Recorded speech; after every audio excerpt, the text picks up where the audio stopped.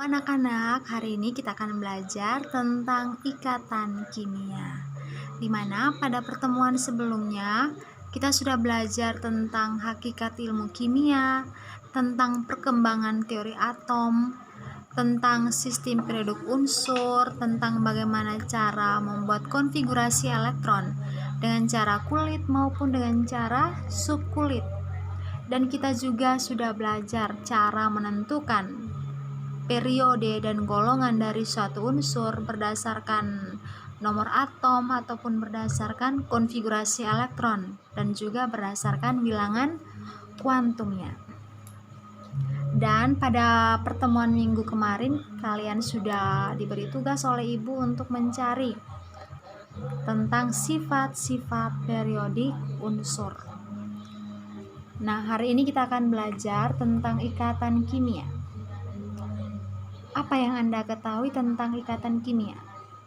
Mendengar istilah ikatan kimia mungkin sebagian di antara kalian merasa asing. Oke, Ibu akan jelaskan. Jadi ikatan kimia adalah sebuah proses fisika yang bertanggung jawab dalam interaksi gaya tarik-menarik antara dua atom atau molekul yang menyebabkan suatu senyawa diatomik atau poliatomik menjadi stabil.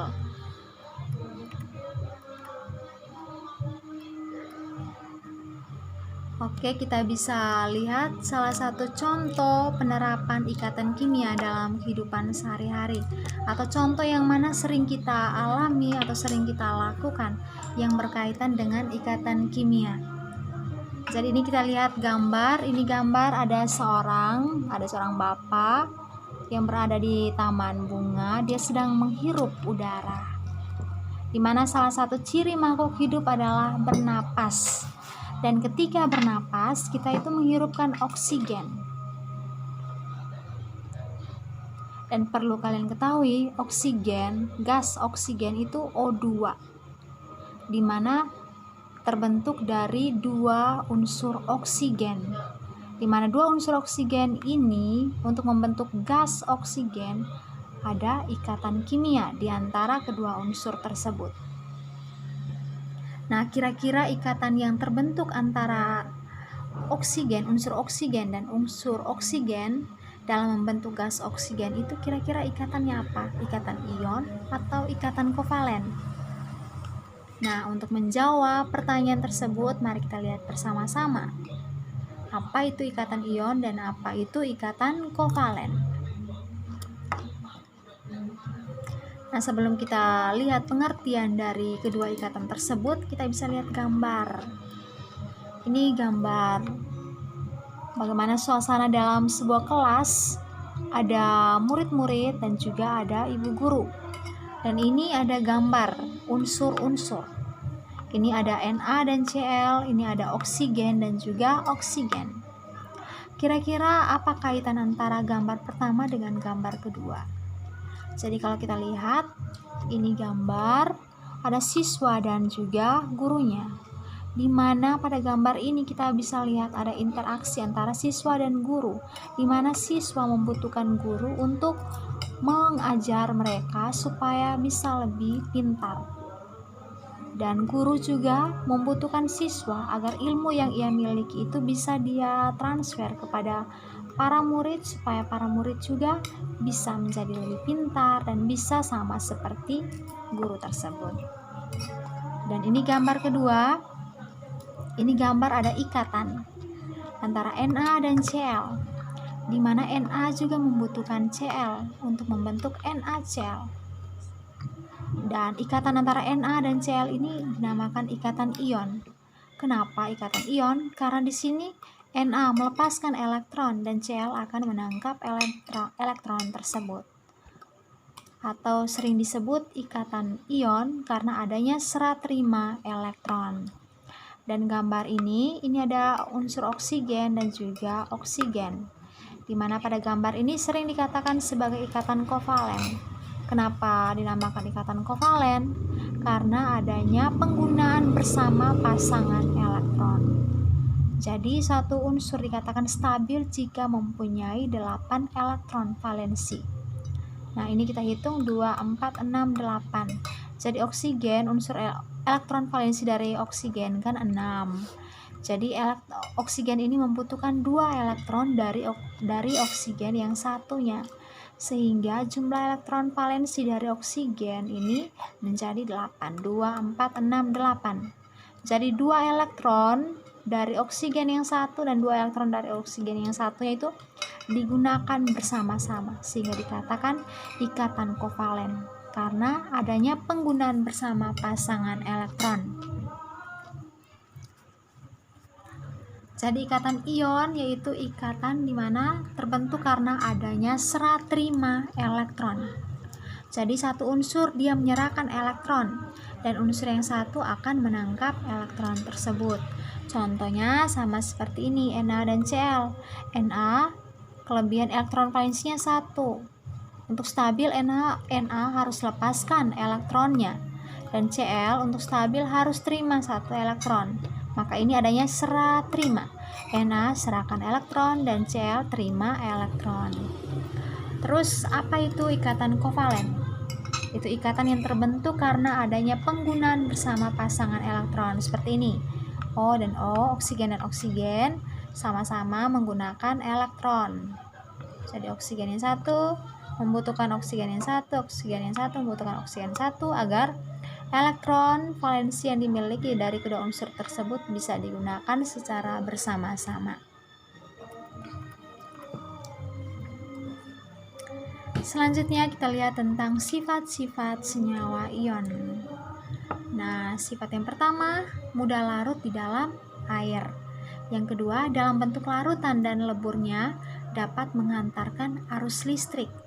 Tetapi dalam bentuk padatannya tidak dapat menghantarkan arus listrik. Kita ambil contoh itu garam dapur. Dalam bentuk padatan dia tidak bisa menghantarkan arus listrik. Tetapi coba kalian larutkan dalam air, pasti dia akan bisa menghantarkan arus listrik. Sifat yang ketiga, umumnya berbentuk kristal yang besar, permukaannya keras dan sukar digores. Yang keempat, titik leleh dan titik leburnya tinggi. Yang terakhir, larut dalam pelarut polar, contohnya itu air, dan tidak larut dalam pelarut non-polar, contohnya itu kloroform. Nah, ini kita bisa lihat gambar.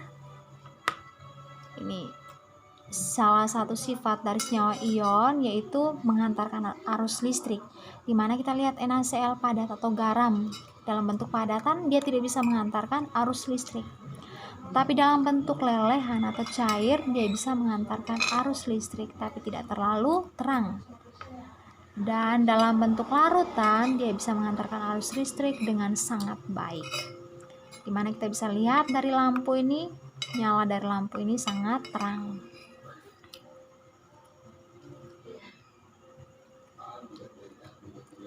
Sekarang kita lihat tentang pembentukan NaCl. Jadi ini kita lihat Na dan Cl. Na nomor atomnya kan 11. Setelah dibuat konfigurasi elektron, maka elektron valensinya kan 1. Untuk stabil dia harus lepas 1 elektron, dan Cl nomor atomnya 17. Elektron valensinya kan 7, 2, 4, 6, 7. Untuk stabil dia harus terima 1 elektron. Maka Na akan lepaskan 1 elektron membentuk Na+, dan Cl akan menerima 1 elektron sehingga membentuk Cl-. Kenapa Na+ dan kenapa Cl-? Na+ karena dia kekurangan 1 elektron dan kelebihan proton, maka dia bermuatan positif. Dan Cl-. Kenapa Cl-? Karena dia menerima 1 elektron, berarti dia kelebihan elektron, maka dia bermuatan negatif. Sehingga ketika Na lepaskan elektron dan Cl menerima elektron, maka akan membentuk NaCl. Na+ ditambah Cl- membentuk NaCl atau garam. Yang berikut tentang pembentukan CaCl2. Oke, dimana Ca itu nomor atomnya itu 20, sehingga konfigurasi elektronnya itu 2882, dimana 2 ini adalah elektron valensinya. di mana Ca untuk stabil dia harus lepaskan 2 elektron. Nah, di sini dia akan berikatan dengan Cl, maka Cl harus ada 2 karena ada 2 elektron yang akan dilepaskan oleh Ca. Sedangkan Cl hanya bisa menampung 1 elektron, maka harus ada 2 Cl. Maka ini ada 2 elektron yang dilepaskan. Elektron yang satu akan ditangkap oleh Cl yang satunya, dan elektron yang satunya akan ditangkap oleh Cl yang satunya. Sehingga Ca akan membentuk Ca2+. Kenapa Ca2+? Karena Ca ini sudah kekurangan 2 elektron, dia sudah lepaskan 2 elektron, maka dia akan kelebihan proton. Dia kekurangan 2 elektron, maka menjadi Ca2+. Dan Cl, masing-masing Cl menerima 1 elektron, maka dia akan bermuatan negatif, tapi sih negatif 1. Kenapa negatif 1? Karena dia terima 1 elektron, sehingga akan membentuk CaCl2. Ca-nya 1 dan Cl-nya ada 2. Maka setelah terbentuk CaCl2, maka molekul tersebut stabil. Kenapa? Karena jumlah elektron valensinya sudah stabil, yaitu semuanya 8. Dimana Ca sudah lepaskan 2 sehingga dia menjadi 2888, dimana sudah stabil. Sedangkan Cl juga sudah terima 1 elektron, sehingga elektron valensinya tidak lagi 7 tetapi 8.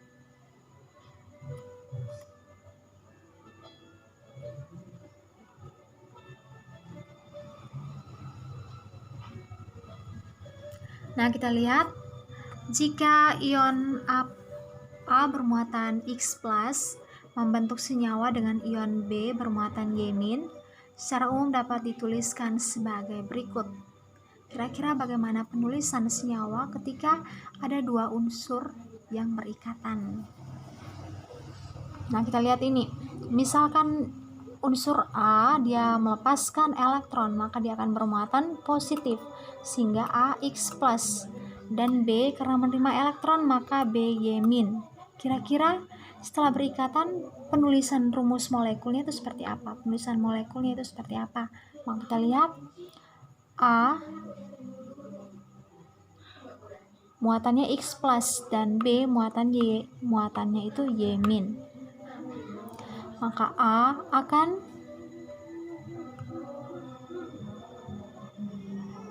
menjadi AY dan B akan menjadi BX. AY, BX, dan tanda positif dan negatif ini tidak berpengaruh. Posisinya seperti ini, A, Y, B, X. Nah, A, Y, B, X, di mana Y dan X ini adalah jumlah atom atau jumlah unsurnya.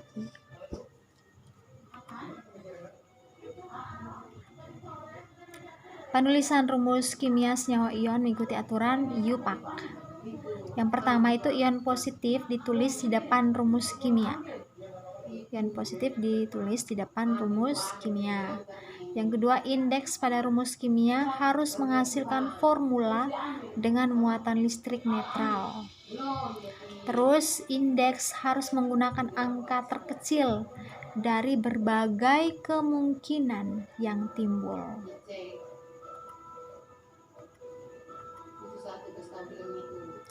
Oke, yang tadi itu kita sudah lihat tentang sifat dari senyawa ion. Sekarang senyawa kovalen. Yang pertama itu pada suhu kamar ada yang berwujud gas, cair, ataupun berwujud padatan. Yang kedua, titik didih dan titik lelehnya rendah karena gaya tarik-menarik antar molekulnya lemah, meskipun ikatan antar molekulnya kuat. Yang ketiga, larut dalam pelarut nonpolar, dan beberapa diantaranya dapat berinteraksi dengan pelarut polar. Contoh dari pelarut nonpolar itu kloroform.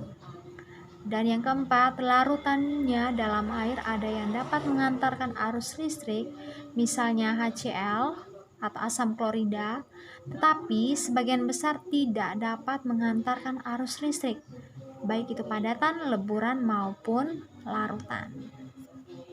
Nah, ini contohnya yang mana kita sudah lihat sebelum di slide sebelumnya. Ini ikatan antara O dan O membentuk oksigen, gas oksigen. Nah, ini ada penggunaan bersama pasangan elektron. Jadi ada dua elektron dari oksigen yang satu dan dua elektron dari oksigen yang satu itu digunakan secara bersama-sama untuk berikatan, sehingga ini dikatakan ikatan kovalen.